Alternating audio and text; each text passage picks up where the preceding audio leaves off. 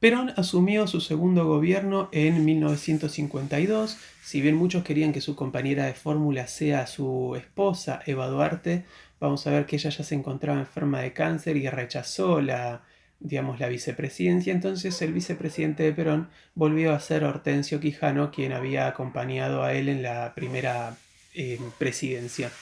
Eva Duarte muere luego de unos meses del año 52 cuando su esposo ya había asumido la presidencia. Vamos a ver que esta segunda presidencia de Perón ocurre con matices totalmente diferentes a la primera. Mientras que la primera es una presidencia exitosa, muchas obras públicas, se puede ir recaudando mucho dinero. Esa situación fue cambiando, casi finalizando esa primera presidencia, como mencionamos anteriormente, tras la aparición del Plan Marshall impulsado por George Marshall, un general norteamericano que decidió brindar esta ayuda económica a gran cantidad de países europeos a cambio de que no se hicieran comunistas. De esa manera el IAPI empezó a tener cada vez más pérdidas, en realidad no obtenía ganancias, y sin esas ganancias de ese Instituto Argentino de Promoción para el Intercambio, vamos a ver que ya no se podía recaudar para emprender las obras públicas que se habían iniciado durante ese primer gobierno. Durante este segundo gobierno, esas obras públicas ya no se pueden continuar. Esa famosa tercera posición tampoco. Vamos a ver que, digamos, el gobierno de Perón tiene que recurrir a inversiones privadas extranjeras, sobre todo también de los Estados Unidos, para impulsar también acá la industria, ya que el Estado se queda sin dinero como para ir financiando o ir dando préstamos o créditos a la industria. Y entonces vamos a ver que durante este segundo gobierno la situación es muy muy diferente. Va a ir creciendo la oposición, sectores que inclusive habían apoyado a Perón en el primer gobierno, en este segundo gobierno le van a ir quitando su apoyo, sobre todo la Iglesia Católica, y así va a ir creciendo, bueno, esa gran oposición y las críticas hacia el gobierno, críticas a las cuales el gobierno respondía con cada vez más autoritarismo. Vamos a hablar ahora entonces de la relación con la Iglesia Católica. En el primer gobierno, o de hecho durante la elección de 1946, la Iglesia Católica simpatizaba con Perón, veía a Perón o veía en Perón a un candidato que cumplía con la doctrina social de la Iglesia, que era ayudar y colaborar con los más pobres. Vamos a ver que muchos sacerdotes de aquella época aconsejaban, inclusive en sus propias misas, en sus propias homilías, a votar por el candidato del Partido Laborista. Vamos a ver que luego de que Perón ganó las elecciones, gratificó esa actitud de gran parte de miembros de la Iglesia, brindando o institucionalizando la enseñanza religiosa católica en todas las escuelas públicas. O sea, todas las escuelas públicas que venían teniendo educación sin religión desde la ley 1420, bueno, pasaban a tener enseñanza religiosa a partir de 1946 con la llegada de Perón. También nombró a algunos sacerdotes y obispos en cargos en el gobierno, sobre todo en todo lo que tenía que ver con gestión educativa, y de esa manera el vínculo entre Perón y la Iglesia Católica en el primer gobierno fue muy, muy estrecho. Claro, digamos, el segundo gobierno esta situación va cambiando. ¿Por qué? Porque la Iglesia Católica a nivel mundial, el Vaticano a nivel mundial había tomado una orden, había tomado una decisión. Y esa decisión era emitir la orden a todos los países donde el catolicismo era la religión mayoritaria de que se creara un partido político de la Iglesia. ¿Por qué hacía esto? Porque el Vaticano veía que tras el fin de la Segunda Guerra Mundial estaba avanzando mucho el comunismo en diferentes países. Y era lógico, muchos países que habían sido invadidos por los países del eje durante la Segunda Guerra habían quedado sin gobierno y estaban formando nuevos gobiernos.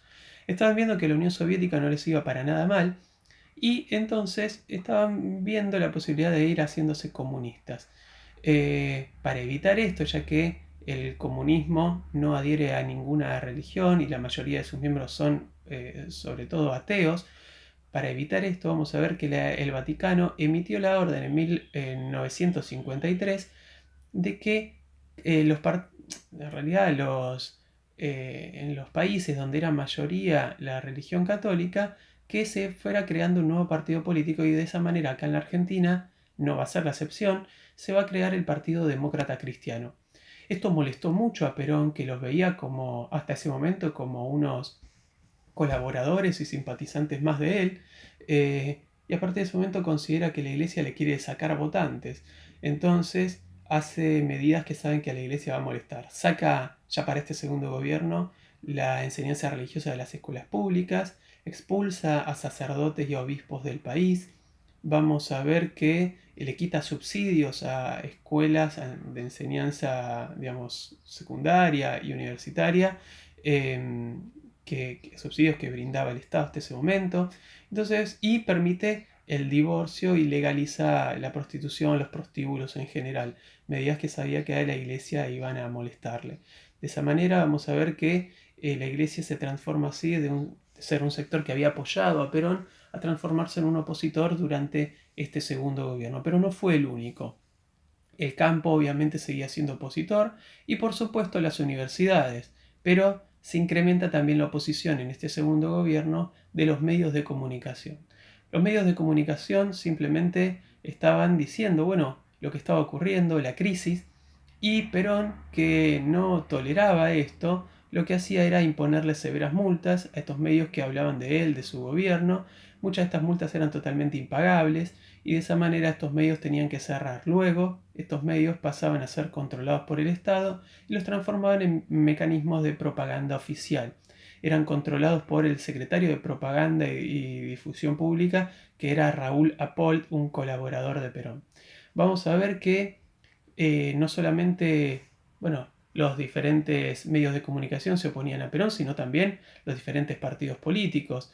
Ya esta Unión Democrática que había enfrentado a Perón en el primer gobierno se había disuelto nuevamente y los partidos políticos que lo habían integrado volvían a ser partidos independientes. El Partido Socialista, el Partido Radical, el Partido Comunista, que si bien estaba prohibido durante los años del peronismo, vamos a ver que eran los principales opositores, sobre todo el Partido Radical, nucleado, o sea, la Unión Cívica Radical, nucleado bajo el liderazgo de Ricardo Balbín y Arturo Frondizi. Ellos cuestionaban el alejamiento que tenía Perón de sus primeras políticas de ayuda a los más pobres, que se había malgastado el dinero, según ellos, en todas esas nacionalizaciones y no se había pensado en el largo plazo. Entonces muchos de estos políticos después terminaron siendo encarcelados por el gobierno peronista. Vamos a ver que el gobierno se volvió, en este segundo gobierno, totalmente autoritario, había un estricto control de las universidades, de la prensa, estas medidas que acabamos de mencionar contra la iglesia, y de esa manera se le fue dando el pretexto perfecto a un pequeño grupo de militares para que en 1955 encabezara un golpe de Estado. Ese golpe de Estado se realizó un tiempo después de que grupos peronistas salieron a quemar las iglesias de la capital federal y es ahí el motivo perfecto que le dieron para que este grupo empezara a bombardear la Plaza de Mayo. El objetivo claro era asesinar a Perón, no lo logran, luego de ahí Perón vamos a ver que regresa, digamos, regresa no, nunca se había ido, pero propone una cierta pacificación, promete liberar,